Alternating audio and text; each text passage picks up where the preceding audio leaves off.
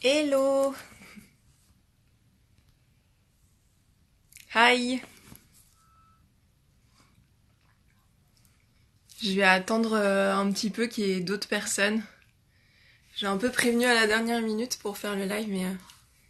Salut l'Odyssée verte! Je vais attendre un tout petit peu.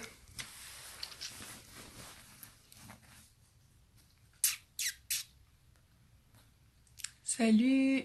Swirls of Smoke!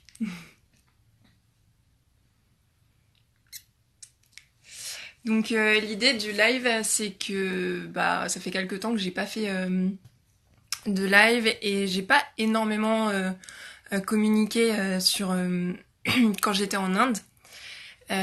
Et en fait, j'ai eu beaucoup de questions suite à mon voyage et voilà, j'avais envie de faire un live. Je me suis dit que ça pouvait être sympa. Salut Adeline. Voilà, vous m'avez envoyé beaucoup de questions sur la formation yoga, sur le voyage, etc. Donc voilà, je vous avais proposé de faire un live. J'ai noté les questions que vous m'avez envoyées. Je vais mettre le live en replay et puis je pense que je ferai une vidéo aussi sur YouTube parce que le live ça reste que 24 heures donc c'est pas très pratique. Et puis je pense que le live ça va me permettre aussi de recenser encore des questions auxquelles j'aurais peut-être pas pensé et auxquelles je pourrais répondre dans la vidéo. Salut boule de gomme. Donc ceux qui le savent pas, en fait je suis partie pendant un mois en Inde au mois de janvier. Et là je suis en Thaïlande depuis le 1er février jusqu'à la fin du mois. Ensuite je rentre en France au mois de mars, régler travailler, mais aussi régler certaines choses au niveau administratif, la maison, tout ça. Salut tout le monde, il y a plein de gens qui arrivent. Coucou Sabrina. Et au mois d'avril, je repars en Inde. J'ai pris mon billet ce matin. Donc c'est vraiment officiel et sûr depuis ce matin. Bonjour Gustavo. Donc voilà, bon, il commence à y avoir pas mal de monde, c'est cool. Bonjour. Donc je sais pas trop par où commencer parce que voilà, un mois c'est riche, ça a été une expérience très riche. Il y a pas mal de questions que vous m'avez envoyées, donc peut-être que je ferai les questions après, et puis je vais regarder au fur et à mesure si vous en avez. En gros, j'ai pas trop baroudé en Inde. Je suis vraiment restée à l'ashram où j'ai suivi ma formation. Donc je suis allée dans... Ah, ça bouge pas mal là le... Ok. Dites-moi si vous m'entendez bien et tout, je sais pas trop parce que là je suis dans ma chambre en Thaïlande et je sais pas si la connexion est top. Donc n'hésitez pas à me dire si jamais ça marche pas très bien. Donc je vous disais, donc j'ai fait un mois dans un ashram en Inde. Donc en fait c'est au Kerala, donc c'est le sud de l'Inde. Salut Camille, bonjour. Je vous fais pas des bisous tout le monde, il y a plein de gens qui arrivent, mais sinon je vais m'arrêter à chaque fois dans ce que je dis. Euh, oui, donc je vous disais, j'étais donc dans le sud de l'Inde, donc c'est une région qui s'appelle le Kerala, c'est vraiment au sud, sur la côte ouest. C'est une région qui est magnifique. Je peux pas rester, mais gros bisous mon petit chat, gros bisous. Donc c'est une région qui est magnifique, c'est une région qui est très verte. C'est une région qui a pas mal souffert de la mousson et des crues cette année. Je sais pas si vous avez vu, on en a beaucoup entendu parler. C'est une région qui est magnifique, qui est vraiment très belle. C'est un peu un des berceaux de l'Ayurveda. Il y a beaucoup de lieux, de cliniques où vous pouvez faire des cures ayurvédiques. Donc voilà, que vous dire de plus sur la région. Bon voilà, un peu comme je connais pas les autres régions de l'Inde pour le moment, donc c'est difficile de comparer, mais c'est une région qui est très accueillante. Alors il y a une personne qui m'a demandé si je m'étais sentie en insécurité en Inde, parce que voilà, par rapport à la situation des femmes en Inde. Moi je suis allée dans une... Alors il paraît que le Kerala c'est vraiment une région, ou l'une des régions où on se sent le plus... le mieux accueilli entre guillemets, c'est-à-dire quand on est une femme. Moi, j'ai pas du tout ressenti d'insécurité en Inde. Après, j'ai jamais été vraiment seule parce que dans mon groupe, on était une trentaine et je suis pas beaucoup sortie de l'ashram. Je suis beaucoup restée dans l'ashram. Donc quand je sortais, j'étais jamais seule. On avait une sortie maximum par semaine. Et donc quand j'allais en ville, j'étais toujours accompagnée par des copains ou ça m'est arrivé d'aller au village toute seule, mais voilà, je me suis vraiment pas sentie en insécurité du tout. Après, j'ai beaucoup d'amis qui sont partis dans le nord et qui ont beaucoup souffert justement du regard sur les femmes, euh, de l'ambiance, de l'atmosphère de manière générale. Après, bon bah justement, moi je vais dans le nord au mois d'avril, donc je vous dirai. Mais en tout cas, dans le sud, j'ai pas du tout senti cette insécurité-là. Donc voilà, c'est difficile de répondre à cette question. En tout cas, moi, je l'ai pas du tout mal vécu. J'ai rencontré énormément de personnes. Bah, depuis que je suis partie, il y a vraiment pas un jour où j'ai été seule, même en Thaïlande. Ça, c'est vraiment quelque chose qui est extraordinaire, c'est que je me suis jamais vraiment sentie en insécurité. Je vous avoue que hier soir, je suis arrivée très tard à Bangkok, toute seule, et j'ai beaucoup de sacs parce que j'ai acheté beaucoup de souvenirs et de cadeaux à ma famille. Et je vous ai acheté aussi des petites choses parce que je vais faire un concours en rentrant avec des choses que j'ai achetées pendant mon voyage. Bref, j'avais beaucoup de sacs. Il faisait nuit, j'étais dans les petites ruelles de Bangkok et le monsieur qui m'a conduit m'a demandé est-ce que vous êtes toute seule et du coup, oui, hier soir, j'étais pas très sereine. Mais sinon, enfin, pendant tout mon voyage, j'ai jamais eu peur, je me suis jamais sentie seule. J'ai jamais été seule. Je crois que j'ai passé une journée toute seule. Mais tous les jours, il y a quelqu'un, en fait. Et ça, c'est vraiment quelque chose qui est extraordinaire, c'est que tous les jours, il y a quelqu'un. Hier, j'étais dans le train, j'ai rencontré Bill, qui est un Américain qui habite à Denver, et avec qui j'ai passé un trajet passionnant. Aujourd'hui, j'étais avec Yo-Yo, hein, c'est marrant parce que mon surnom c'est Yaya, donc on a bien rigolé, qui est chinoise, et avec qui je me suis baladée un peu à Bangkok. Et c'est même pas des rencontres que je cherche, c'est juste, voilà, c'est des gens, on se croise et puis ça se fait très naturellement. Donc voilà, pour répondre à cette question-là, je souffre pas de la solitude, je souffre pas non plus de l'insécurité. Après voilà, encore une fois, quand j'irai dans le nord de l'Inde cet hiver, non, pas cet hiver, pardon, en avril, je vous dirai, mais voilà. Je vais regarder juste rapidement. Coucou, je trouve génial ce que tu fais. Merci beaucoup, c'est gentil. Rose Poudrée, coucou. Ostéo Audrey, coucou. Moi, c'est Mélanie. Le Kerala, c'est magnifique. Mon ex-belle-mère est dans l'ashram. Elle m'avait dit que les femmes là-bas sortaient souvent en groupe. Oui, effectivement. J'ai rencontré aussi beaucoup... Alors, je me suis fait beaucoup d'amis, mais j'ai rencontré aussi beaucoup de femmes. C'est marrant cette espèce de relation en Inde, hein, je parle en Inde, qui se tisse entre nous. Je saurais pas trop expliquer. Ça se fait beaucoup par le regard et c'est assez magique. J'ai tellement de femmes que je porte dans mon cœur, des relations des rencontres que j'avais pas envie d'arrêter. Je pense quand j'ai été acheter ma blouse, ma robe indienne, quand je me suis fait masser aussi, surtout Girija Amma, je sais pas si vous avez vu, je vous en avais parlé, c'est une femme qui est entièrement dédiée à la spiritualité dans l'ashram où j'ai été. Et on a tissé un lien très particulier, je la voyais tous les jours, je pense que je vais retourner la voir. Mais c'est simplement, voilà, il y a quelque chose qui se passe. L'ambiance en Inde, enfin, moi je suis tombée amoureuse de l'Inde. Vraiment, l'ashram me manque énormément. Donc, pour ceux qui connaissent pas, un ashram, c'est pas forcément un lieu religieux. Après, voilà, ça l'est souvent. Mais c'est un lieu d'ermitage, en fait. C'est un lieu isolé dans lequel on va se ressourcer, se retrouver, et dans lequel il y a souvent soit des enseignements religieux, mais aussi des retraites, ce genre de choses. Et donc je sais plus ce que je vous disais. Oui, je vous disais que je suis tombée vraiment amoureuse de l'Inde. Après voilà, j'ai été que dans le Kerala. Donc on verra encore une fois au mois d'avril comment je me sens dans le nord. Mais il y a une atmosphère incroyable que j'ai jamais retrouvée ailleurs. Et c'est difficile de l'expliquer, c'est l'énergie, tout ce qui... Franchement, c'est impossible à expliquer, mais et puis tout est vivant. Ouais, je crois qu'il y a ça aussi. Tout est très vibrant, très vivant. Il y a de la vie partout. Il y a du mouvement tout le temps. Alors je sais dans les autres villes aussi. Là, je vois bien à Bangkok, il y a aussi cette effervescence. Mais voilà, puis la spiritualité est partout. Enfin, c'est vraiment voilà, moi j'ai vraiment un endroit que je porte très fort dans mon cœur. D'ailleurs, j'ai repris un billet d'avion ce matin, j'ai pas pu m'en empêcher. Je pense que c'est un pays où je vais passer une bonne partie de ma vie. En tout cas, d'ici les prochains mois, et c'est sûr, je vais y passer pas mal de temps. Alors, je vais peut-être vous parler de la formation yoga parce que c'est là-dessus où il y a eu le plus de questions. Ah oui, alors, je vais peut-être regarder aux questions.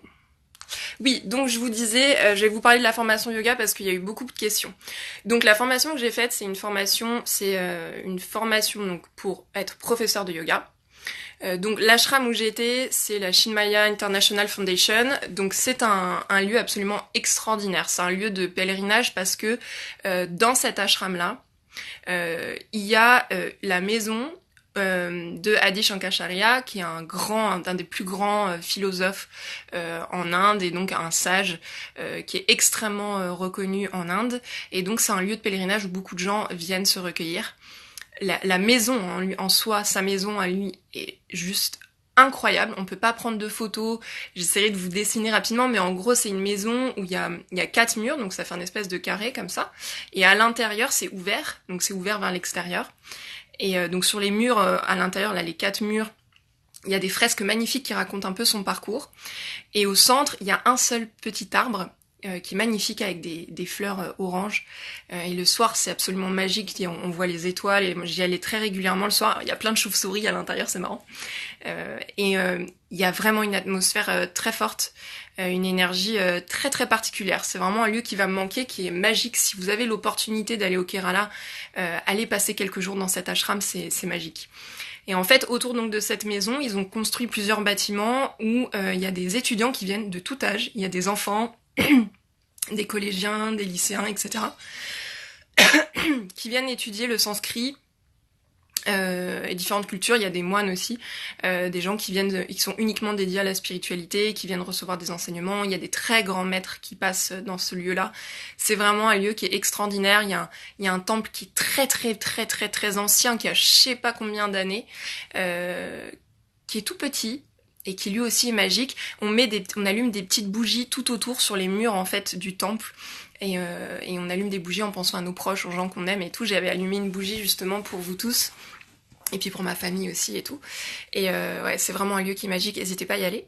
Donc j'ai passé un mois là-bas, donc c'est pas eux qui font la formation de yoga. En fait, ceux qui organisent la formation de yoga, vous pouvez aller sur internet et regarder, c'est Yoga et Veda, je vous en reparlerai, je vais faire un article sur le blog.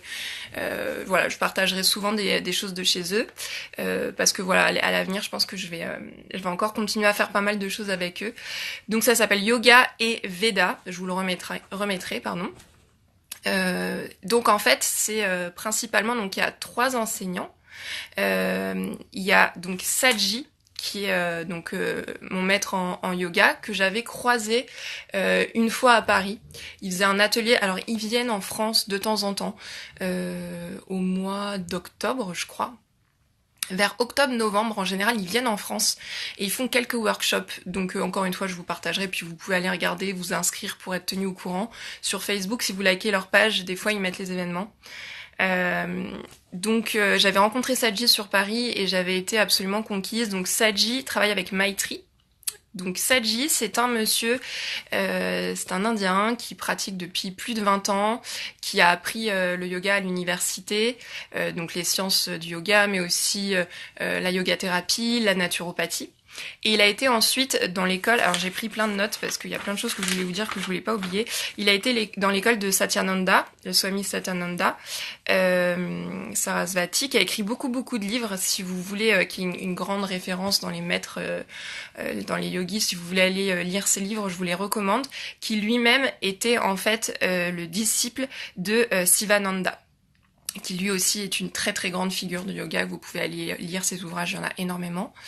Donc voilà, qu'est-ce que je voulais vous dire? Donc voilà, qui pratique depuis 20 ans et en fait, il fait ces formations-là avec 2 personnes, avec donc Maitri, qui est une femme absolument extraordinaire, d'une très très grande douceur,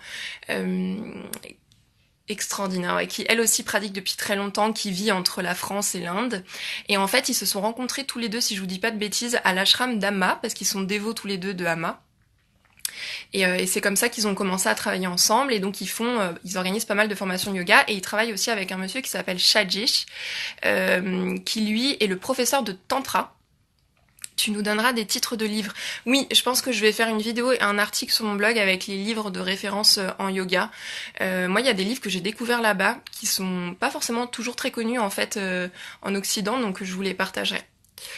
Donc je vous disais, Shajish, qui est mon prof de tantra, qui est un homme aussi d'une très très grande douceur, toujours le sourire aux lèvres, toujours le sourire et puis toujours en train de méditer avec son mala.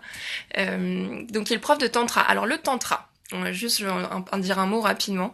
Le tantra, c'est pas du tout lié au sexe. Donc le sexe dans le tantra. Il faut imaginer, vous voyez le grand mur derrière moi, c'est tous les enseignements tantra. Et imaginez que je vais faire un tout petit point au stylo sur le mur. Bah, ce tout petit point-là, ce sont les enseignements autour de la sexualité. Donc c'est juste qu'en Occident, on a réduit en fait le tantra à cette notion de sexualité. Mais donc si vous ne connaissez pas, le tantra, c'est pas du tout ça. Qu'est-ce que je voulais vous dire d'autre, Sajish donc lui, il est professeur de tantra, donc il nous enseigne donc tous les enseignements autour du tantra et qui sont en fait des enseignements qui visent à l'expansion de conscience. Donc voilà. Qu'est-ce que je voulais vous dire d'autre? Donc ils sont tous les trois.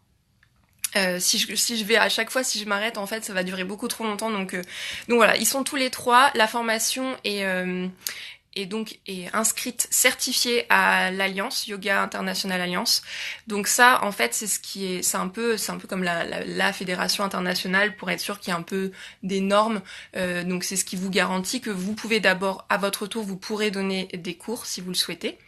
Et puis voilà, il y a des studios de yoga qui vous le demandent. Et donc voilà, c'est quand on est certifié Yoga Alliance Internationale, ça signifie qu'on a suivi un certain enseignement d'une certaine qualité qui a été vérifié, certifié, etc. Donc voilà, la formation c'était 200 heures. Donc c'est donc 200 heures, en gros ça représente un mois de cours. Pour vous donner une idée, du matin au soir, donc on se lève vers 4h30. On va méditer pendant 1 heure. Donc, alors là, quand je dis méditer, c'est pas que de la méditation. Il y a des exercices de respiration, donc pranayama. Ensuite, on médite. Ensuite, on fait du japa, donc on va répéter des mantras. Avec Sajish, le prof de tantra, c'est lui qui s'occupe de cette partie-là. Donc voilà, on peut faire aussi ce qu'on appelle Trirataka, donc c'est une méditation où on va se concentrer sur la lueur d'une bougie. Donc voilà, bon, je rentrerai plus dans les détails sur la vidéo sur YouTube peut-être et dans l'article, mais en gros, donc voilà, on médite pendant 1 heure, ensuite on pratique pendant 2 heures les asanas, donc asanas sont les postures corporelles dans le yoga. Ensuite, on a un petit déjeuner. Ensuite, la moitié du groupe, on fait ce qu'on appelle karma yoga. Donc ça, c'est des travaux pratiques. Donc en gros, on fait le ménage dans notre salle, on range, ce genre de choses. Et c'était super sympa parce que, en fait, en nettoyant, on a l'impression qu'on se nettoie nous-mêmes. Enfin, c'était assez chouette. Il y a une bonne ambiance on mettait de la musique et tout. C'était marrant. Ensuite, on avait de l'enseignement pendant 2 heures. Donc ça pouvait être, non, en général, c'était 1 heure de chant, 1 heure de mantra. Donc on chantait des mantras, ensuite on avait 1 heure de théorie, ensuite on mangeait pendant 1 heure et demie. Et ensuite on reprenait avec 2 heures encore de théorie, puis 2 heures encore de pratique de posture, puis dîner. Et parfois après le dîner, on avait encore soit un cercle de yoga du son, sound baths, soit on avait des activités diverses, des cérémonies, ce genre de choses. Qu'est-ce qu'on a fait d'autre le soir ? On a fait une cérémonie par rapport à la pleine lune. On voulait faire une cérémonie du cacao, mais on n'avait pas assez de cacao cru, on en avait plus assez, du coup on n'a pas pu. Donc voilà, c'est très très très intense. On s'arrête pas. Quand je vous dis enseignement théorique, donc dans ce qu'on apprend, on apprend effectivement les postures, mais on apprend toutes les composantes du yoga. Quand on dit yoga en Occident, on pense tout de suite aux postures, mais en fait aux asanas. Mais les asanas, c'est une partie du yoga. Donc voilà, je sais pas si vous avez des questions sur le yoga en soi. Je veux pas trop. J'adorais vous expliquer plus en détail tout ce que j'ai reçu comme enseignement et qu'est-ce que c'est que le yoga et tout ça, mais ça prendrait trop de temps. Je pense que je ferai sûrement des workshops et des vidéos. Donc dans les questions que j'ai reçues, alors le détail de la formation, en gros on apprend, comme je vous disais, vraiment l'avantage, et c'est pour ça aussi que je la recommande. Donc pourquoi je la recommande? D'abord pour les enseignants, qui sont absolument extraordinaires. Ensuite, je la recommande pour le lieu est magique, comme je vous ai expliqué. Elle est reconnue Alliance Internationale, donc ça veut dire que si vous faites les 300 heures, vous serez certifié 500 heures. Si vous voulez vous aussi donner des cours après pour enseigner à des profs, si vous voulez aller dans des gros studios de yoga, c'est possible. Elle est holistique. Alors quand je dis holistique, c'est que des fois, de ce qu'on m'a dit, parce qu'encore une fois, je n'ai fait que cette formation-là, donc je sais pas, mais quand j'ai cherché ma formation de yoga, il y a des gens qui me disaient que parfois la formation était très axé corporel et très peu sur l'aspect tantrique et sur tout ce qui est énergétique et spiritualité, philosophique, etc. Et que d'autres écoles étaient très philosophiques mais très peu anatomie. Et bah là, j'ai trouvé que c'était vraiment très complet. Il y a une vraie approche philosophique. Il y a des maîtres en plus qui viennent nous voir en plus de nos professeurs. Il y a des maîtres qui viennent nous apporter des enseignements. Euh, qu'est-ce que je voulais vous dire d'autre? Parce que du coup, des fois, je vois les messages et ça me... Donc oui, je vous disais, il y a vraiment une approche philosophique assez profonde, des enseignements philosophiques, spirituels. Il y a aussi la partie anatomique. Il y a la pratique des purifications. Donc on a pratiqué les purifications du yoga, donc les purifications kriyas, shatkarmas. En gros, il y en a plusieurs. Bon, alors il y a tout ce qui est nettoyage du nez. Bon, ça c'est assez classique avec de l'eau salée, mais aussi avec une ficelle qu'on met dans le nez qu'on fait ressortir par la bouche. Qu'est-ce qu'il y avait d'autre? Boire de l'eau salée et se faire vomir. Il y a aussi tout ce qui est purge, etc. Donc ça, on a pratiqué et on a appris à pouvoir le faire pratiquer à d'autres personnes. Ça, j'ai vraiment, vraiment, vraiment à cœur d'organiser une retraite. Je vous en reparlerai rapidement, mais je pense que je vais organiser une retraite sur les différentes purifications parce que j'ai trouvé ça extraordinaire. Très efficace, très puissant sur tous les différents plans, enfin magique, je vous en reparlerai. Donc c'est une approche qui est très très très complète. Je vous dis, on a fait les mantras aussi, il y avait les sound baths, donc on a chanté, on a fait de la musique, on a fait des kirtans, qu'est-ce qu'on a fait d'autre? C'est vraiment complet, c'est-à-dire que il n'y a pas une approche du yoga qu'on a laissé de côté. Et même pour la dimension médecine entre guillemets, je veux dire plutôt anatomique du yoga et yoga thérapie, on a des médecins qui sont venus nous donner des cours. Alors bon, moi ça m'a fait un peu réviser parce que tout ça je l'avais vu en école de naturopathie, mais on a une naturopathe aussi qui est venue nous donner un cours. Ça, j'ai trouvé ça très chouette. Pour ceux qui connaissaient pas, je pense que c'est important et ça fait partie du yoga, donc voilà, donc c'est vraiment une formation qui est très très très très complète. Ils nous donnent les supports de cours que vous partez après. En fait, quand on arrive, on fait une cérémonie. Il y a ça aussi qui est magique, c'est qu'on fait beaucoup de cérémonies. Il y a vraiment... Ouais, c'est magique. Alors en plus, alors c'était complètement inattendu, donc je suis allée à l'ashram d'Ama. Ça fait des années que j'entends parler d'Ama. Quand beaucoup de gens me parlent de quelque chose, en général, je mets un peu de temps à y aller. Je sais pas pourquoi, c'est bête, hein, mais voilà, des fois je suis un peu... Et du coup... j'ai plein de questions, je vais scroller un peu parce que sinon je vais perdre le fil. Donc je finis juste de vous dire ça. Qu'est-ce que j'étais en train de dire? Oui, donc j'avais pas du tout programmé d'aller voir Ama. Et donc je vous disais, ça fait longtemps que j'entendais parler d'elle et je sais qu'elle donnait le darshan à certains endroits, mais j'étais jamais allée. Et je vois en organisant, en réservant mon billet d'avion et tout, je vois que je suis pas très loin de l'ashram d'Ama. Et quand même, le lieu, son ashram qui s'appelle Amrita Puri. Mrita c'est la mort et Am c'est non, donc c'est la non-mort, donc en gros c'est la ville de l'éternité, le village de l'éternité. C'est un lieu qui est absolument magique. Alors j'ai pas pu filmer parce que c'est un lieu qui est très sacré dans lequel on filme pas. Mais vous pouvez trouver des photos sur internet si vous tapez Amrita Puri ou si vous tapez Ashram Ama, A2MA, vous le verrez, c'est un endroit qui est absolument extraordinaire. Et je m'étais dit, bah c'est pas loin, ça vaut quand même le coup d'y aller. Ama n'y sera pas parce qu'elle n'est jamais là au mois de janvier, normalement. Donc je me suis dit, je vais y aller. Euh, Si j'ai l'opportunité. Voilà, mais j'avais pas programmé le truc parce que je m'étais dit quand même c'est un endroit magique, quand même assez reconnu dans le monde. T'es à côté, autant y aller. Mais j'avais pas du tout organisé le truc. Et en fait, au bout d'une semaine, à l'ashram, pendant ma formation, nos maîtres nous disent voilà, nous sommes dévots d'Ama. Maitri d'ailleurs, elle habite à l'ashram d'Ama, elle a un appartement là-bas. Et ils nous disent voilà, Ama exceptionnellement est là au mois de janvier et si ça vous intéresse, on aimerait vous y amener pendant un jour off pour que vous alliez voir Ama et voilà pour qu'elle vous donne une bénédiction pour vous en tant que futur professeur de yoga. Et donc c'était extraordinaire et donc je ne sais absolument pas pourquoi je suis en train de vous raconter ça, mais parce que voilà c'était magique et du coup j'ai rencontré Ama et tout et c'était magique. C'est juste pour vous dire que dans cette école, cette école avec Yoga et Veda, il y a aussi toute cette dimension là très très sacrée dans l'enseignement et qui pour moi est vraiment importante. Donc je vous disais, ils nous donnent des supports de cours. Donc le premier jour, il y a eu une cérémonie d'ouverture, ils nous ont donné donc notre mala, qu'est-ce qu'ils nous ont donné d'autre? Le mala, ils nous ont donné un châle, un foulard, et ils nous ont donné à manger, ils nous ont donné donc les supports de cours. Donc ça c'est chouette, du coup vous pouvez suivre et noter en même temps. L'enseignement était donné en anglais. Tout était en anglais, absolument en anglais. Il y avait des Françaises qui parlaient pas très bien anglais et qui, en fait, justement, parce qu'il y avait quelques supports de cours, donc là, je vous montre, il y a un livre de tantra, il y a un livre sur le pranayama, et dedans, vous avez...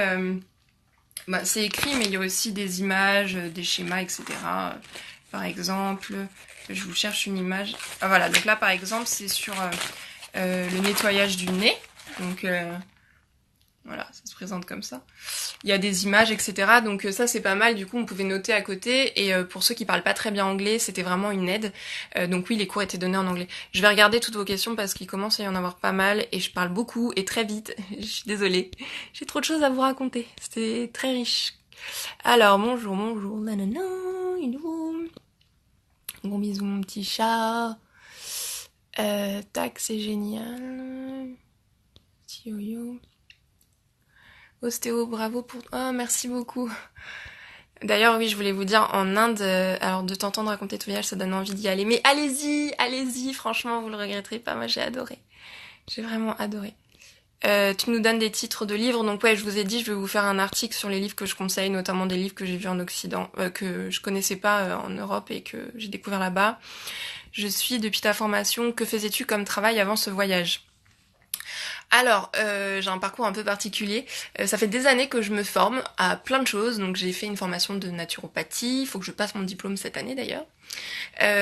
J'ai fait aussi... Il me reste en fait la fin du cursus à faire et j'ai pas fini. J'ai mis en pause justement pour cette année voyager pas mal. J'ai des notifications en même temps. Est-ce que j'ai de la batterie ? Normalement, oui, c'est bon. Donc voilà, je me suis pas mal formée. J'ai fait une formation aussi en développement personnel par le toucher. Donc j'ai appris plein de techniques de massage, mais c'est une approche de relation d'aide par le toucher. Donc en fait, par le toucher, on va aller libérer des choses sur les différents plans de l'être, que ce soit énergétique, émotionnel, etc. C'est une approche un peu particulière. Que du coup moi j'ai fait un petit peu ma cuisine avec tous les enseignements que j'ai reçus et donc je reçois en cabinet, pas en ce moment du coup, et là d'ailleurs mon cabinet va changer d'endroit, donc j'ai mis en pause les consultations où j'accompagne des personnes qui ont besoin de se réconcilier avec leur corps, soit tout simplement parce qu'on a tous des choses à reconnecter avec notre corps, qui est un lieu de mémoire en fait extraordinaire de tout ce qu'on vit. Et qui du coup est un moyen d'accès pour l'évolution personnelle qui est incroyable. Le toucher, c'est vraiment une voie extraordinaire pour se développer, et pour évoluer, pour guérir, pour plein de choses. Et donc je reçois des personnes aussi qui ont parfois vécu des traumatismes corporels ou psychologiques et qui ont besoin de se reconstruire, de se reconnecter avec leur corps. Et d'ailleurs dans une des retraites qui va être organisée prochainement, qui s'appelle Du corps que j'ai au corps que je suis, c'est une des approches qui sera proposée. Donc voilà. J'ai aussi fait une formation en relation d'aide au sujet de la fin de vie, donc dans une association qui s'appelle Jalmalve, jusqu'à la mort accompagner la vie. Et donc voilà, je vais en rentrant à Paris, je serai affiliée à un hôpital pour accompagner donc les personnes qui sont en fin de vie. Donc ça aussi c'est de la relation d'aide. J'ai fait une formation aussi sur tout ce qui est spiritualité, capacité intuitive. Donc voilà, j'ai fait plein différentes formations et avant je travaillais dans la communication, je travaille toujours dans la communication mais en freelance et pour des marques que je choisis qui sont dans le bien-être, pour lesquelles j'écris des articles, ce genre de choses, mais avant donc je travaillais dans la communication en agence de communication. Voilà, mais toujours en me formant à côté et maintenant je suis à 100% dans le bien-être et dans la thérapie. Alors, le mois que tu as passé en Inde t'a-t-il semblé long ou au contraire très court ? C'est difficile de répondre à cette question. Comment as-tu géré la distance avec tes proches ? Ton récit reflète une expérience magique sur la découverte de soi. Alors, le mois en Inde m'a semblé certains jours très courts. Parce que je me disais, oh là là, ça fait déjà 10 jours ou ça fait déjà 3 semaines, c'est bientôt fini. Parfois, il y a eu 2 jours. Je crois qu'il y a eu 2 jours où vraiment ça m'a semblé long. Il y a un jour où vraiment la notion de routine, je crois que c'est ça qui a été difficile pour moi ce jour-là, parce qu'après ça a disparu. Mais la routine était compliquée. Le fait qu'on fasse tous les jours la même chose à la même heure, il y a un jour où ça m'a rendu dingue, parce que c'est vraiment quelque chose dans la vie que je déteste. Je déteste la routine. Par exemple, quand je travaillais dans un bureau, je détestais faire tous les jours le même trajet. Donc du coup, il y a des jours où j'y allais à pied, même si je mettais 40 minutes, mais juste pour passer par une autre rue, parce que je déteste la routine. Et du coup, il y a un jour où j'ai pété les plombs. Je crois que ça faisait 15 jours qu'on était à l'ashram et on n'avait pas eu notre jour de repos parce que pendant le jour de repos, on était allé voir Amma tous ensemble. Donc je ne m'étais pas retrouvée seule depuis 15 jours parce que je crois que on s'attend à faire une retraite, mais c'est pas du tout une retraite, c'est une formation. Et on est avec des gens pendant 24 heures sur 24. On partage la chambre, mais on n'est jamais tout seul. C'est-à-dire que comme en plus l'expérience est très très riche psychologiquement, d'ailleurs, pour répondre à une des questions que j'ai reçues qui m'a demandé est-ce que c'est intense physiquement, c'est beaucoup plus intense psychologiquement que physiquement.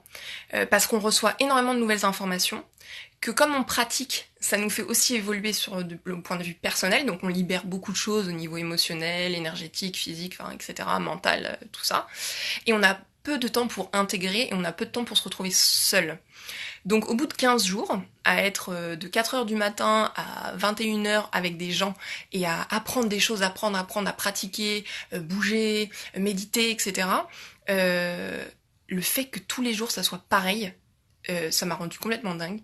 Je supportais plus la notion d'enfermement, le fait d'être dans un endroit et d'avoir des horaires imposés. Mais ça a duré une journée. Donc en fait, je peux pas dire que c'était long ou que c'était court, parce qu'en fait, comme c'est très très riche, nos émotions, elles changent toutes les heures. On vit une émotion différente. Toutes les heures, c'est très très riche. Et du coup, ça nous permet aussi de comprendre, enfin en tout cas moi personnellement, même si on le sait, de vivre le fait que bah, les émotions, ça va, ça vient, et que si simplement on le comprend, parce que là on le comprend bien, parce que toutes les heures j'étais dans un état complètement différent, je passais de la joie à la tristesse, et ben en fait quand il y a une émotion qui vient, tu te dis simplement ok, tiens, je ressens telle émotion, bon, je sais que dans une heure ça sera une autre émotion, j'observe, j'accueille, et du coup d'ailleurs elle se transforme beaucoup plus vite, elle est transcendée en fait. Et donc voilà, donc je dirais pas que ça a été long ou court, ça a été ni l'un ni l'autre. Pardon, j'ai plus de voix, je vais boire un peu d'eau. Je parle trop. Je sais pas où j'ai mis ma gourde. Bah alors. Ah, bon, je trouve plus ma gourde. Oui, l'expérience est tellement riche, il se passe tellement de choses, que j'ai l'impression que j'y suis restée des mois et des mois tellement la transformation elle est énorme. Et en même temps j'ai trouvé ça trop court parce que ça me manque déjà. Donc voilà, bon, il y aurait trop de choses à raconter. Les cours étaient donnés en anglais, oui. Tout en anglais. Il y avait une Française qui parlait pas du tout anglais, et les premiers jours elle était pas bien du tout, parce que c'était hyper frustrant, parce qu'elle voyait bien que les enseignements avaient l'air passionnants, mais elle comprenait pas grand chose. Donc Maitri, qui parle plusieurs langues, venait à côté d'elle pendant les cours pour lui traduire certaines choses. Et puis finalement, elle a fait le mois entier, et à la fin, elle commence à mieux parler anglais, etc. Donc vraiment, faut pas que ça soit quelque chose qui vous retienne. J'étais inquiète au début avant de partir par rapport à l'anglais. Mais il faut pas. Il faut pas parce que, en fait, on apprend très vite. Vous parlez anglais non-stop. Comme en plus, on est des gens du monde entier. Donc, dans les 26 personnes qui étaient là, il y avait des nationalités, mais vraiment des quatre coins du monde. Américains, sri-lankais, kazakhstan, russe, grec, anglais, portugais, français, donc, américain, je vous ai dit, sri-lankais, je vous ai dit, indien, japonais, allemand. Voilà, il y avait vraiment des gens du monde entier. Et comme on a tous des accents très différents, on parle un anglais qui est incertain. Vous voyez ce que je veux dire? Et du coup, en fait, on n'a pas trop de mal à se comprendre. Et moi, ma peur, c'était qu'avec l'accent indien, c'est un peu compliqué quand même au début. Et en fait, on s'y habitue très vite. Faut pas que ça soit un frein. Donc dans les questions qu'on m'a posées, est-ce que c'est intense physiquement? Donc je vous ai dit, oui, je vais pas vous le cacher, c'est intense dans la mesure où on apprend non-stop, donc nerveuse, au point de vue nerveux, c'est un peu fatigant parce que on est tout le temps en train d'apprendre de nouvelles choses, qu'on est tout le temps avec des gens, qu'on a peu de temps pour nous-mêmes, qu'on se lève très tôt, mais en même temps vous vous couchez très tôt. Vers la fin, c'est compliqué parce qu'il y a les examens, donc vous devez suivre tous les cours et vous devez trouver des moments pour réviser. Plus on a des devoirs pour préparer des cours de yoga qu'on donne. Parce qu'à tour de rôle, en fait, on donnait cours de yoga tous les jours. Donc voilà, ça c'est bien aussi, je vous ai pas dit par rapport à cette formation, ce qui est cool, c'est que très vite, on prend la place de professeur. Tous les jours, on prend la place de professeur, donc ça c'est plutôt cool. Par rapport à l'anglais, je reviens là-dessus, s'il y a plusieurs Français dans votre groupe et que vous allez enseigner en français, vous pouvez constituer, nous, ils ont constitué un petit groupe de Français qui du coup s'entraînaient à donner des cours entre eux et en français. Moi, ça m'intéressait pas parce que j'avais envie de développer mon anglais, c'était une bonne opportunité, et que en fait, voilà, si ça se trouve... voilà, je vais peut-être enseigner en anglais, enfin c'est même sûr parce que j'ai des copains qui ouvrent des centres de yoga au Sri Lanka notamment, en Suède aussi, je vais peut-être aller donner des cours de yoga, donc j'avais envie de faire en anglais. Donc voilà, et donc oui, physiquement, faut-il avoir un très bon niveau de yoga pour avoir accès à cette formation? Merci pour ton partage, merci beaucoup. Je suis heureuse que ça vous parle parce que ça me tient beaucoup à cœur. Alors, faut-il avoir un très bon niveau de yoga? J'ai envie de dire non. Après, tout est relatif. Il y a des gens qui sont venus qui avaient jamais vraiment pratiqué le yoga et qui s'en sont très bien sortis. Alors, forcément, quand on a fait les séances de posture sur la tête, je recommence. C'est très progressif. C'est-à-dire que déjà, on pratique pas pendant 10 heures par jour des postures. Il y a plein d'autres choses à apprendre, donc on pratique pas les postures pendant toute la journée. Déjà, il faut le savoir. Ensuite, ça va très crescendo. C'est-à-dire que jour après jour, l'intensité, la durée aussi des cours de posture et la difficulté des poses va en montant. Donc au début, on fait des postures qui sont accessibles vraiment vraiment à tout le monde, et puis progressivement on va crescendo. Et en fait, de jour en jour, vous développez vos capacités. Alors la souplesse, c'est un peu un mythe parce qu'il y a des jours où on était super souple. C'est marrant parce qu'on était tous un peu pareils, et d'ailleurs notre prof de yoga nous a dit première semaine c'est nettoyage et purification, et c'est vrai, il y a plein de gens qui étaient malades. On a beaucoup pleuré, on était beaucoup malades.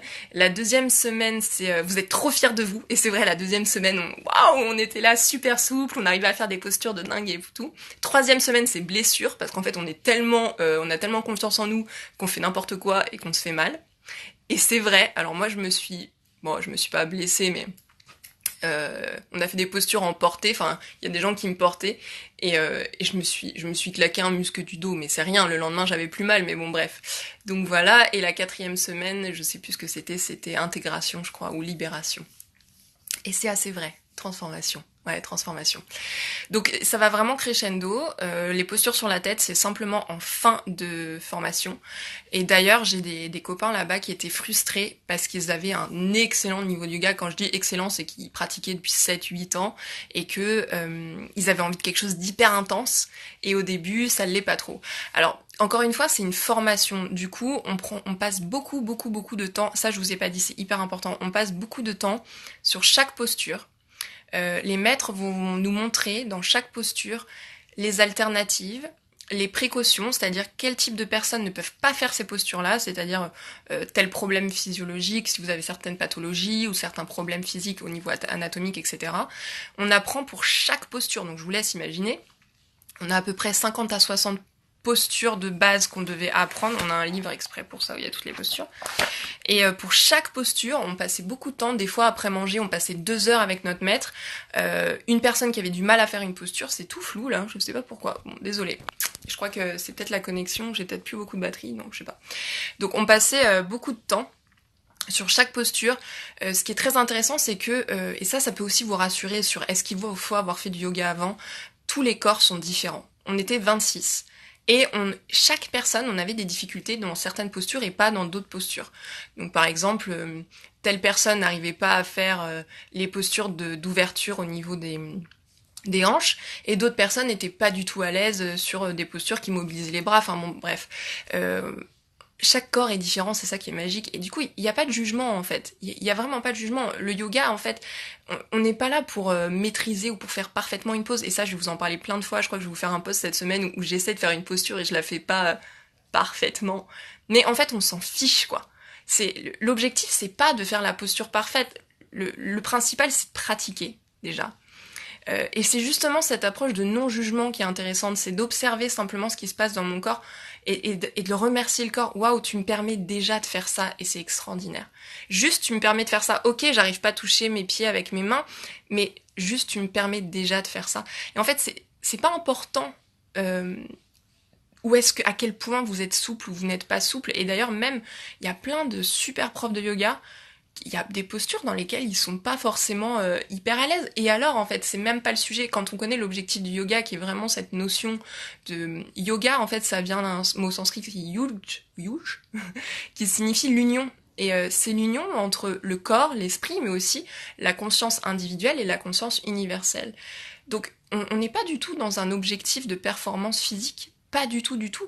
On est vraiment dans la conscience corporelle, même dans la conscience d'un point de vue général. Donc voilà, si vous êtes inquiet par rapport à votre niveau de yoga, vraiment, faut pas que ça vous bloque du tout.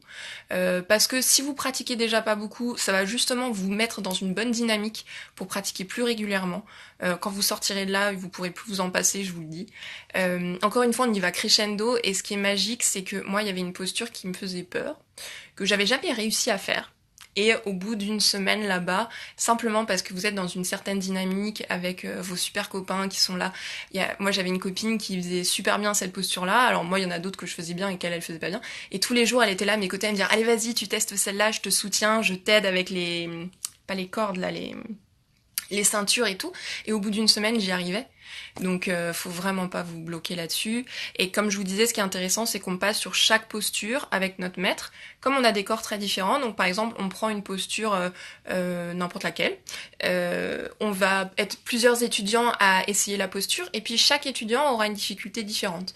Donc il y en a, ça va plutôt être au niveau du bas du dos, d'autres au niveau du haut du dos, au niveau des genoux, par exemple, certaines personnes vont souffrir des genoux. Et pour chaque type de corps, on va apprendre quels sont les ajustements à proposer aux étudiants qu'on aura en cours pour qu'ils puissent être confortables dans la pose et qu'ils puissent quand même faire la pose et progresser dans la posture malgré leurs difficultés entre guillemets personnelles. Donc ça c'est vraiment hyper intéressant. Donc voilà, dans les questions qu'on m'a posées, je vais juste regarder. Donc faut-il avoir un niveau de yoga? Non. Émeric, oh coucou, super ce live, oh merci, ça me fait plaisir. Dans les questions qu'on m'a posées, le prix et financièrement. Oui, donc ça c'est une question qui est beaucoup revenue. Et comment j'ai fait justement, comment je me suis organisée. Donc la formation de 1 mois, juste la formation vaut 1650 €. Dans les 1650 €, vous avez... C'est tout flou là la caméra, je sais pas pourquoi. Bon, peut-être qu'il fait très chaud. Donc dans les 1650 €, vous avez l'hébergement pendant 1 mois en chambre partagée avec quelqu'un ou seul. Moi, j'ai pris avec quelqu'un et je vous le recommande vraiment quand vous allez en ashram ou en formation de prendre avec quelqu'un. D'abord parce que l'univers fait toujours très bien les choses et que vous êtes toujours avec quelqu'un. La personne qu'il faut. Moi, c'était génial. Céline, je sais que tu ne passes pas par là, mais je t'envoie tout mon amour. Super copine de chambre. Donc, l'hébergement, la nourriture, matin, midi et soir, et aussi les encas. Et on a super bien mangé, je tiens à le dire. La nourriture, les enseignements, tous les enseignements, les livres de cours, tous les supports de cours, plus un livre, un très gros livre qui est vraiment la base en yoga. Qu'est-ce qu'il y a d'autre? Hébergement, nourriture, enseignement.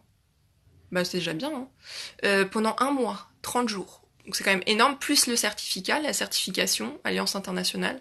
Alors ça vous paye pas l'abonnement annuel, c'est-à-dire que pour s'inscrire au registre Alliance Internationale, moi je pense que je vais pas le faire cette année, parce que j'ai pas forcément besoin en fait, je vais pas donner de cours pour aider les gens à être prof de yoga.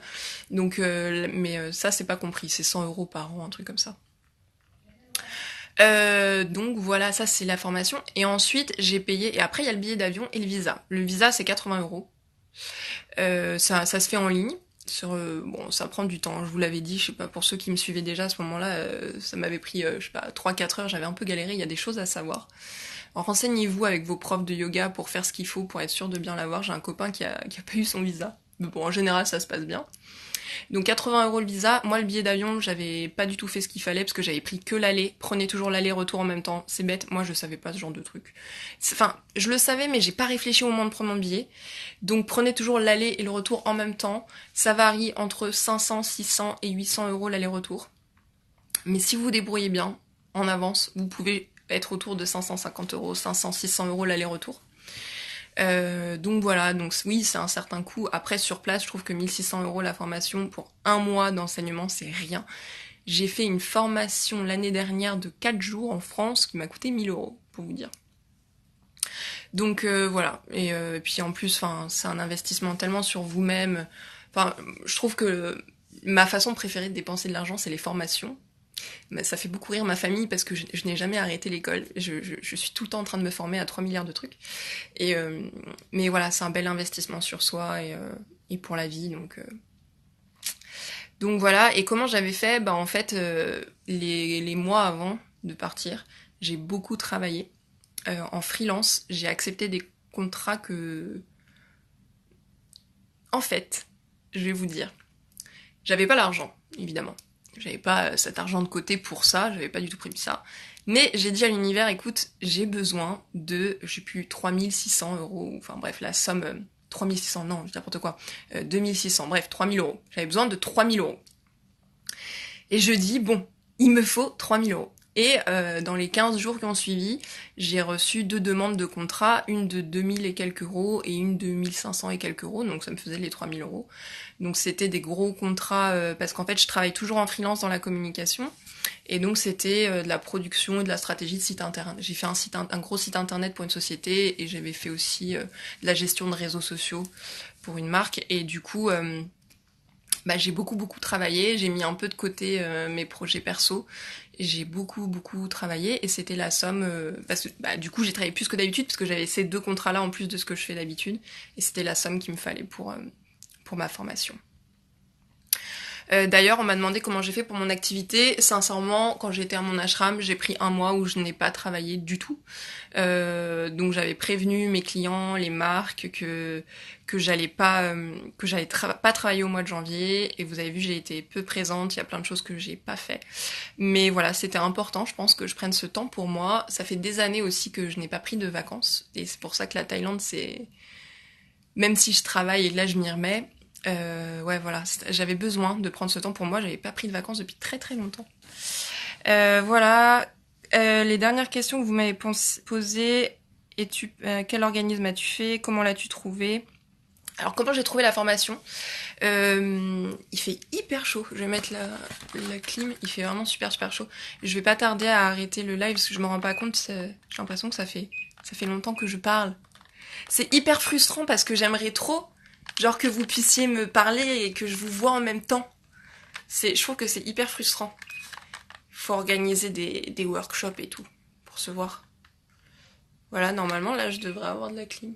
Voilà. Parce qu'à Bangkok il fait très chaud. Il fait humide et très chaud, alors que avant là j'étais dans le nord de la Thaïlande, à Chiang Mai, et c'était beaucoup plus supportable la chaleur. Là à Bangkok il fait très chaud. Donc comment j'ai trouvé ma formation? J'ai cherché sur internet, mais il n'y a rien qui vibrait, il n'y a rien qui se démarquait, j'arrivais pas à choisir. Et donc comme d'habitude, j'ai dit, bon univers, envoie-moi un signe. Et je fais beaucoup de choses comme ça, donc c'est difficile de vous dire. Là par exemple, je repars en Inde au mois d'avril. Je vais faire un pèlerinage dans les montagnes et me former au yoga du son. Chanter, jouer des instruments, tout ça. Et en fait, j'agis toujours en suivant mon intuition et mon cœur. Et j'essaye de plus en plus de faire ça. Et de ne faire que ça, on va dire. Et de pas laisser des choses qui ne sont pas moi, en fait, intervenir dans la décision. Donc, essayer de mettre de côté mes croyances, etc. Et donc, pour la formation, j'ai dit à l'univers, bon, envoie-moi un signe. Et l'univers m'a dit 3 janvier. Voilà, ma mère, je pense, s'en souvient très bien, je lui ai dit, bon, écoute, je sais pas pourquoi, mais je crois que soit je décolle le 3 janvier, soit il y a un truc avec le 3 janvier. Ça m'est venu comme ça, je sais pas pourquoi, 3 janvier. Et un jour, je vais voir ma copine Margot et Sabri, mes copains qui étaient un festival, non pas un festival, qu'on appelle ça, un salon. Et ils animaient un stand, et je me dis, bon, c'est chouette, je vais aller les voir, leur faire un petit coucou, et puis revoir un peu le salon. Et j'y vais, et puis donc je les vois, je leur dis coucou, ça va. Sabri me dit, bon alors, t'as trouvé ta formation yoga? Je dis, bah non, pas encore. Et puis bah ils étaient occupés à vendre des trucs, donc j'ai fait un petit tour. Et là, je suis tombée sur Maitri, donc une de mes profs, qui tenait un stand. Et il y avait plein de fiches de yoga et tout, super colorées. Il y avait les photos de Saji, et les photos des retraites et tout. Et je dis, ah c'est cool, qu'est-ce que vous faites? Elle fait, bah écoutez, la prochaine retraite c'est le 3 janvier. on part faire une formation de professeur de yoga dans le sud, dans le Kerala. Et en fait, une de mes meilleures amies, Charlie, je sais pas si vous connaissez sûrement Elfie Charlie, qui a un compte Insta aussi, si vous connaissez pas, allez la voir, c'est une super naturo. Et Charlie me disait qu'elle allait dans le Kerala aussi, donc bref, je me suis dit que ça faisait beaucoup de synchronicité. Et puis j'ai fini par rencontrer Saji parce que, par hasard, il était sur Paris 15 jours après, ou 3 semaines après. Et donc je l'ai rencontré à un workshop et je me suis dit, ok, c'est sûr. J'ai vécu une expérience forte personnellement pendant le workshop et je me suis dit, il faut que je parte. 2 dernières questions. Comment envisages-tu le retour? Comment j'envisage le retour? Déjà, il y a eu la Thaïlande. Il y a eu la Thaïlande avant la France. Et je pense que c'était un peu un sas de transition. Parce qu'après l'Inde, donc j'ai passé 1 mois en ashram. J'ai pas baroudé dans les grandes villes, ce genre de choses. J'ai vraiment été dans un milieu, dans un univers hyper protégé, privilégié, très isolé en fait du monde. Et faut imaginer quoi, les gens ils respirent l'amour, genre tout le temps. Ils respirent l'amour. Je peux pas vous dire autrement, mais tout le temps, partout. Et même des fois on parle pas la même langue, mais on échange tellement avec un regard. Donc, puis enfin l'ashram, enfin vous allez voir là, je suis partie avec une immense tristesse de l'Inde. Je suis arrivée en Thaïlande, heureusement, je suis arrivée à Chiang Mai, qui est une ville qui est vraiment géniale. Si vous allez en Thaïlande, ne loupez pas cette ville, ne loupez pas Chiang Mai. C'est extraordinaire. Franchement, moi j'ai adoré cette ville. Donc ça fait une bonne transition. Là, je vous cache pas que hier, quand je suis arrivée à Bangkok, ça a été, allez, je vous le dis, très difficile. Parce que déjà, je suis pas trop quelqu'un de la ville. D'ailleurs, c'est quelque chose que j'ai compris quand j'étais en Inde. Déjà, ça fait quelques mois que Paris, j'ai de plus en plus de mal. Mais quand je suis arrivée en Inde, une des choses que j'ai compris sur moi-même pendant la formation, c'est que j'avais vraiment... Ça faisait déjà plusieurs mois que ça me trottait dans la tête. Mais là, c'est devenu une certitude. Je peux plus vivre dans une grande ville, j'ai besoin de la nature. Donc bah, comme ça, je vous le dis, au mois de mars, je rentre à Paris, mais je rends mon appartement, parce que mon colocataire part vivre en Australie. On a la bougeotte en ce moment parmi mes copains, je sais pas, tout le monde part. Donc je vais rendre mon appartement, et je pense à me prendre un petit endroit au bord de la mer, mais pas loin de Paris, ce qui fait que je vivrai entre Paris et la côte. Et du coup, bref, pourquoi je vous disais ça? Pour vous dire que du coup, j'ai compris que... mais je rassure les Parisiens, je serai souvent à Paris pour faire des workshops et pour voir aussi mes amis, mes proches, etc. Donc je serai très très souvent à Paris. Mais tout ça pour vous dire que j'ai vraiment compris que j'avais besoin de la nature. Quand je suis arrivée à Chiang Mai, c'est dans les montagnes, c'est vraiment au pied des montagnes, donc j'ai été plusieurs fois dans la nature. Mais quand je suis arrivée à Bangkok, l'air déjà est très pollué, il fait très chaud, c'est humide, donc quand vous respirez, vous n'avez pas l'impression de respirer vraiment. Et je suis arrivée de nuit toute seule avec tous mes sacs, et j'étais très fatiguée parce que je suis malade depuis 2 jours. Et enfin, je suis nauséeuse en fait, je suis pas très bien, je suis très fatiguée, je pense que j'ai un peu de la fièvre, je sais pas ce que j'ai. Et je pense que je suis fatiguée et je venais de faire 14 heures de voyage, alors c'était magique le train. Ah oui, d'ailleurs dans les questions qu'on m'a posées, quel train as-tu pris? J'ai pris un train depuis Chiang Mai jusqu'à Bangkok, donc je suis descendue depuis le nord jusqu'à Bangkok. Et c'est à peu près 11 heures de voyage. C'est marrant le train parce que c'est un peu comme nous l'avion, il y a une hôtesse qui sert à manger, à boire et tout, c'est marrant. Par contre, je vous le dis, il y a plein de cafards. Bon, il y a plein de cafards en Inde et en Thaïlande, mais dans le train, il y a des cafards. Donc voilà, je me suis fait des copains. Mais si vraiment vous êtes phobique de ce genre de truc, je vous le dis, comme ça vous vous préparez psychologiquement. Mais moi, en tout cas, il y avait beaucoup de cafards. Et c'est marrant parce que Bill, qui était à côté de moi dans le train, il était en panique. C'est un vieux monsieur, un grand vieux monsieur assez baraque. Et il était en panique devant les cafards. À chaque fois, j'étais là, ça va aller, ils sont gentils, c'est nos amis. C'était trop drôle. Donc bref, voilà. Donc le retour... Là, déjà, d'arriver à Bangkok, ça fait un sacré choc, un sacré changement. Et après, j'ai la chance, j'ai beaucoup, beaucoup de chance. Je vais retrouver ma maman dans le sud de la Thaïlande, sur une plage, à Krabi. Il paraît que c'est magnifique. Et Et voilà, je vais passer 10 jours avec elle, donc je pense que ça va me faire une belle transition avant de rentrer en France. Voilà, j'ai hâte de la retrouver, je lui ai ramené plein de souvenirs. En plus, c'est notre anniversaire, c'est mon anniversaire dans 6 jours. Et ma maman, c'était le sien il y a 10 jours. Et donc, on aime bien faire ça souvent pour nos anniversaires. Tous les 2 ans à peu près, on part quelque part. On part quelque part. Ça résonne. Ça résonne. Bref. Et donc là, je vais passer 10 jours avec elle dans le sud de la Thaïlande. Et après, donc je rentre au mois de mars. Alors au début, je redoutais beaucoup le retour. Parce que depuis que je suis en Thaïlande, honnêtement, l'Inde me manque énormément. L'ashram me manque énormément. En plus, j'ai tous mes copains avec qui j'étais en formation qui, eux, sont à l'ashram, ont été à l'ashram d'Ama avec ma maître, Maitri. Et qui ont passé genre 10 jours avec Ama, qui après il y en a qui sont allés à Auroville. Si vous connaissez pas Auroville, ça aussi il faut que vous connaissiez, c'est une ville du côté de Pondichéry, donc là c'est sur la côte est de l'Inde, dans le sud, un peu moins de sud que le Kerala. Et c'est une ville qui a été créée vers 1970 par des gens du monde entier qui ont voulu montrer qu'un autre type de société était possible. Et ils ont créé une ville, enfin bon, bref, vous tapez Auroville sur internet et vous verrez. Au début, avant d'aller en Inde, quand on me parlait d'Auroville, j'avoue ça me faisait un peu flipper. Flipper, entre guillemets.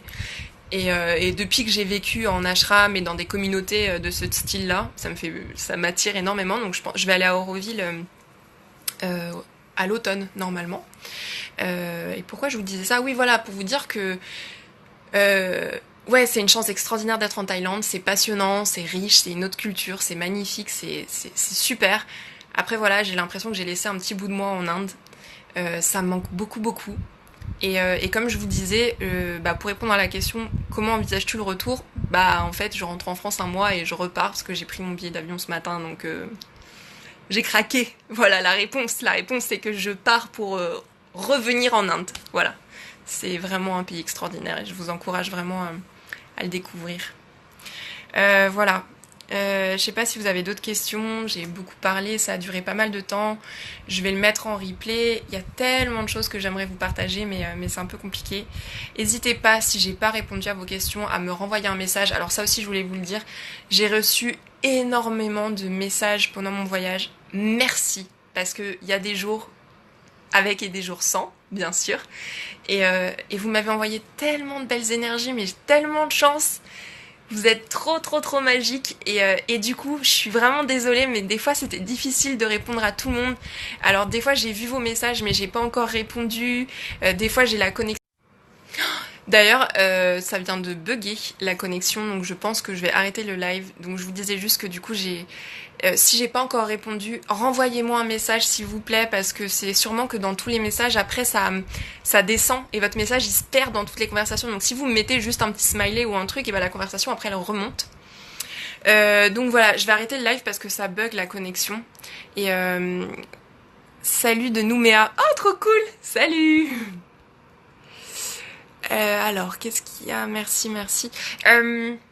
Donc qu'est-ce que je vous disais? Oui, donc voilà, je suis désolée, j'ai eu beaucoup de mal en Inde et tout à être connectée, j'ai reçu beaucoup de messages. Bisous ma puce, bisous. Allez voir la chaîne YouTube de ma maman. Oulala Lisa. Je suis très fière de ma maman. Qu'est-ce que je voulais vous dire d'autre? Je referai d'autres lives avant de rentrer. Voilà, pour parler voyage, papoter, ce genre de choses. Peut-être plutôt parler de la Thaïlande. Encore une fois, si j'ai pas répondu à vos questions ou si vous en avez, n'hésitez pas à m'envoyer des messages. Il y a aussi beaucoup de personnes qui nous ont rejoints, plein de nouveaux good vibers nous ont rejoints sur Insta et autres. Et du coup, il y a plein de gens qui se demandent qui je suis et ce que je fais et tout ça. Je pense que du coup, je vais peut-être faire une vidéo sur Instagram pour vous expliquer un petit peu mon histoire et ce que je fais et pourquoi je suis sur les réseaux sociaux, tout ça. D'ailleurs, en parlant de ça, je vais me remettre très sérieusement à travailler. Voilà, bon là j'ai repris doucement cette semaine les mails, mais là à Bangkok et dans le sud, je vais pas mal travailler. Donc pour petit teasing de ce qui arrive, il y a un e-book qui s'appelle 12 rituels pour se reconnecter à sa mission de vie. Alors c'est 12 rituels pour le moment, mais comme c'est en finalisation d'écriture, il y en aura peut-être un peu plus ou un petit peu moins. Il y a le e-book sur les jus que je vais finaliser en arrivant en France. Donc c'est un e-book c'est un guide complet sur les jus de légumes, sur les jus, pourquoi les jus, comment les jus, comment les faire, comment les consommer, sur les cures de jus que vous pouvez faire. D'ailleurs si ça vous intéresse, dans ma bio, il y a un article sur les cures de jus. Vous pouvez aussi vous inscrire pour la sortie du e-book, il y a un lien dans ma bio encore une fois, et si vous vous inscrivez, vous aurez accès à un concours que je vais faire avec des marques, je vous dis pas encore tout de suite, mais des marques en lien avec les jus, les super aliments, tout ça. Et vous aurez aussi accès à un tarif préférentiel au moment de la sortie. Donc n'hésitez pas dans la bio à vous inscrire. Pareil, si vous voulez vous inscrire à ma newsletter, il me reste 28 secondes, je sais pas pourquoi ils me mettent un décompte, c'est horrible. Je suis où actuellement ? Je suis à Bangkok. Merci pour ces partages. Où penses-tu faire tes formations obligatoirement sur Paris ? Je sais pas ce que t'entends par formation. Je me suis formée en Inde et mes ateliers, je vais les donner à Paris effectivement. Il reste 12 secondes. On va être coupé. Donc